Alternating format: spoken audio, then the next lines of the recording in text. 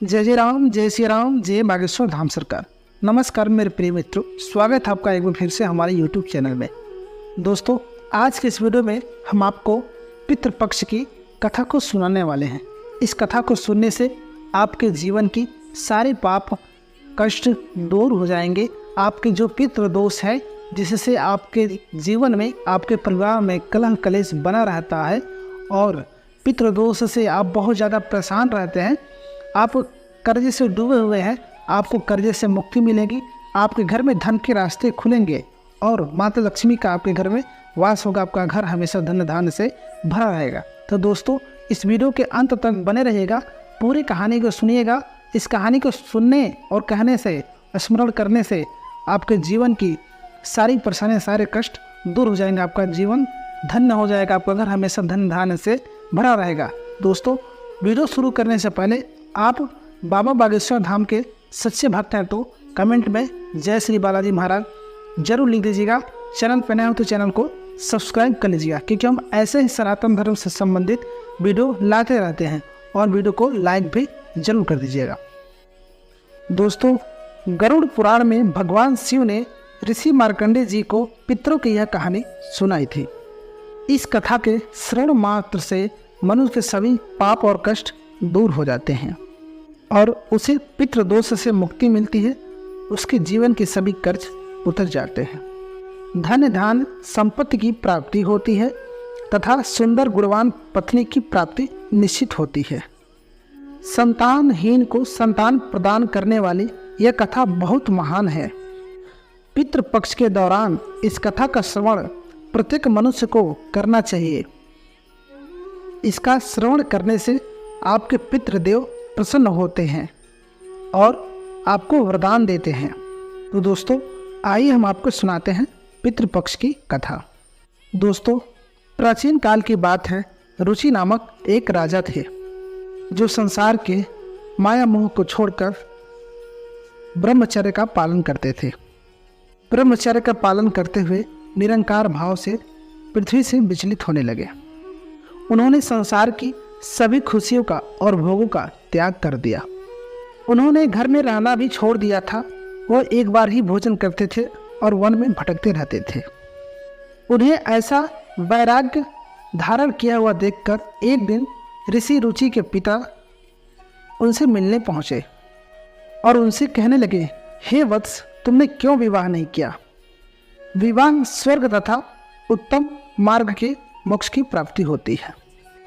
विवाह अथवा गृहस्थ आश्रम के बिना मनुष्य को शाश्वत बंधन होता है, क्योंकि गृहस्थ में रहकर मनुष्य देवताओं, पितरों, ऋषियों और याचकों की पूजा करके उत्तम लोकों को प्राप्त हो जाता है। सभी पितृ कहते हैं, हे पुत्र, इस अन्याय से तुमको मात्र कष्ट ही प्राप्त होगा।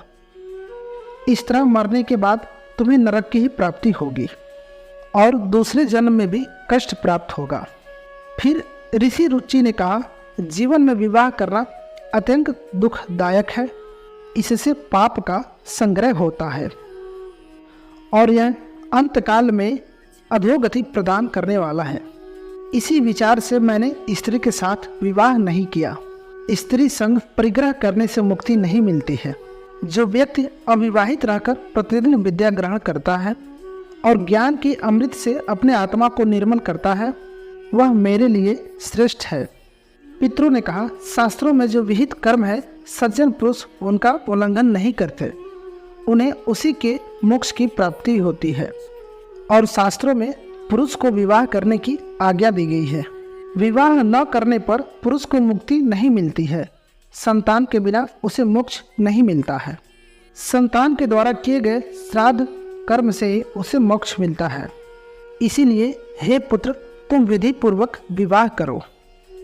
विवाह न करने से तुम्हारे सभी कर्म नष्ट हो जाएंगे और तुम विफलताओं को ही प्राप्त कर पाओगे। फिर ऋषि रुचि ने कहा, हे पितरागण, अब तो मैं बूढ़ा हो गया हूँ, कौन मुझे अपनी कन्या को प्रदान करेगा? वैसे भी मुझ जैसे अब वृद्ध अकिंचन व्यक्ति के लिए विवाह करना अत्यंत कष्ट साध्य है। फिर पितरों ने कहा, हे वत्स, यदि तुम हमारे वचनों का अनुपालन नहीं करते हो तो निश्चित ही हम सभी पितरों का पतन हो जाएगा और तुम्हारी अधोगति हो जाएगी। इतना कहकर सभी पितृ अदृश्य हो गए।